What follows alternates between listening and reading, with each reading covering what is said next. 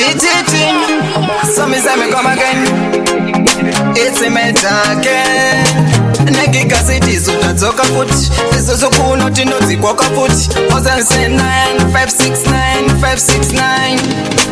Kuno kusvika imombo zvionerawo pagigazeti idzi inyanzvi. Ungava une laptop, desktop kana mapassword tinokusotera.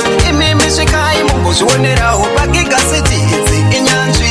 Ungava une laptop, desktop kana mapassword tinokusotera. Saka ndikati computer repairing so sensitive kunyanga kada upgrade.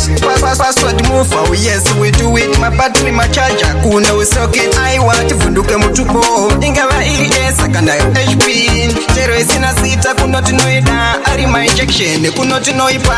Kuno kusvika imombo zvionerawo pagigazeti idzi inyanzvi. Ungava une laptop, desktop kana mapassword tinokusotera. Imimi svika imombo zvionerawo pagigazeti idzi inyanzvi. Ungava une laptop, desktop kana mapassword tinokusotera. Pakona rusende na Jason moyo svika imutiudze zvadzimba moyo. Ingava yakavhunika mahingis pachifofrenyari kuno kuwifix it.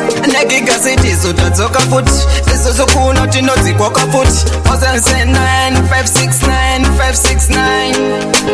Kuno kusvika imombo zvionerawo pagigazeti idzi inyanzvi. Ungava une laptop, desktop kana mapassword tinokusotera. Imimi svika imombo zvionerawo pagigazeti idzi inyanzvi. Ungava une laptop, desktop kana mapassword tinokusotera. Saka ndikati computer repairing so sensitive kunyanga kada upgrade. Password move, oh yes we do it. Mabattery macharger kuna we socket. I want vunduke mutupo ingava ES kana HP.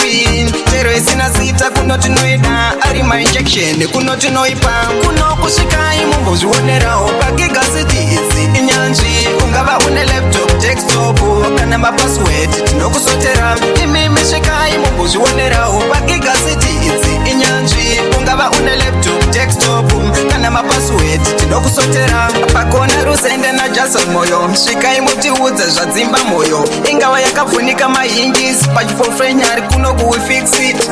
Kuno kusvika imombo zvionerawo pagigazeti idzi inyanzvi. Ungava une laptop, desktop kana mapassword tinokusotera.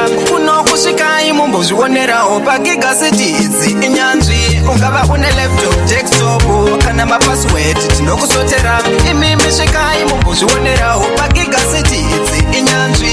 Ungava une laptop, desktop kana mapassword tinokusotera. Come again. Yo gigazeti out of Zimbabwe, Harare. Yaman. Pakona rusende na Jason moyo.